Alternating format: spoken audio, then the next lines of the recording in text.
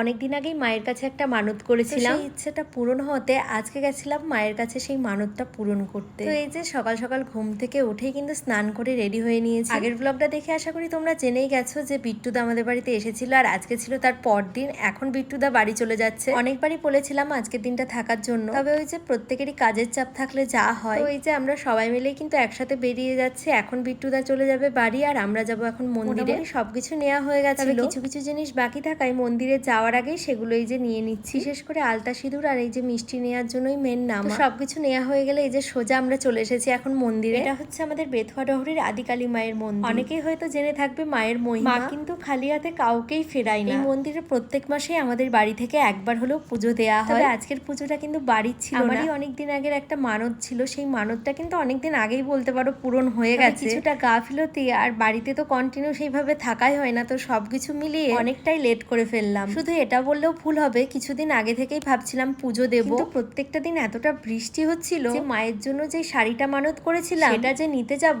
সেটারও কোনো উপায় ছিল না।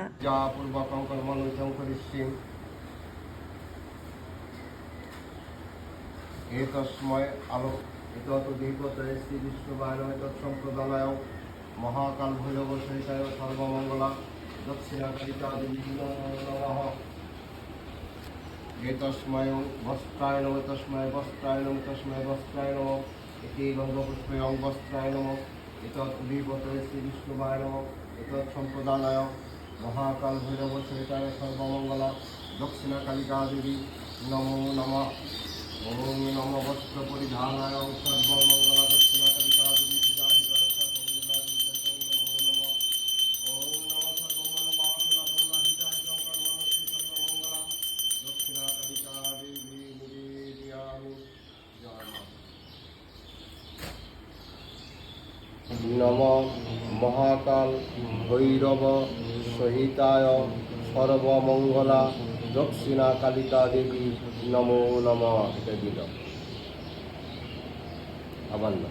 তোমরা হয়তো অনেকেই জানতে চাইতে পারো যে মানসিকটা কি ছিল বা কি নিয়ে মানত করেছিলাম। যেহেতু প্রসঙ্গটা মানতের ব্যাপার নিয়ে, তো সেই জন্যই কিন্তু আর ডিটেলসে অতটা বলছি না, শুধু এটুকুই বলবো আমার কাজের ব্যাপার নিয়ে। আশা করি তোমরা এটুকুতেই বুঝে যাবে। তবে আমি সব সময়ের জন্যই মনে করি ভগবানের উপরে বিশ্বাস আর ভালোবাসা থাকলে প্রত্যেকেরই প্রত্যেকটা স্বপ্ন পূরণ হবে। তবে তার জন্য দরকার ধৈর্য আর কাজের প্রতি ফোকাস। তো এইদিকে তোমাদের সাথে কথা বলতে বলতে আমাদের কিন্তু পুজো দেওয়া কমপ্লিট হয়ে গেছে। এই মন্দিরের আরো একটা ভালো বিষয়, এটা হচ্ছে এই মন্দিরে কিন্তু প্রত্যেকটা দেবদেবীর পুজো করা হয়। এই ব্যাপারটা কিন্তু আমার ভীষণ ভালো লাগে, কারণ এরকম মন্দির আমি খুব কমই দেখেছি। যাই হোক, এইদিকে মায়ের কাছে অঞ্জলি দেওয়া হয়ে গেলে এখন আমি বাকি দেবদেবীদের একটু ধূপ দেখিয়ে নিচ্ছি। অনেককেই দেখেছি যে কোনো একটা ঠাকুরের প্রতি বিশ্বাস আর অন্য ঠাকুরদের অনেকটাই তুচ্ছ মনে করে। যে কোনো একটা ঠাকুরকে ভালোবাসা বা বিশ্বাস করা এটা কোনো খারাপ নয়, কিন্তু একটা ঠাকুরকে ভালোবেসে অন্য ঠাকুরদের তুচ্ছ ভাবা এটা কিন্তু খুব বাজে একটা ব্যাপার। এই জিনিসগুলো আগে কোনোদিনই লক্ষ্য করিনি, তবে এখন না এইসব জিনিসগুলো বেশি চোখে পড়ে। নিজে সনাতন ধর্মের মানুষ হয়ে এভাবে অন্য দেবদেবীদের তুচ্ছ ভাবে এটা সত্যিই আমি ভেবে পাই না। সত্যি বলতে এই সমস্ত মানুষের থেকে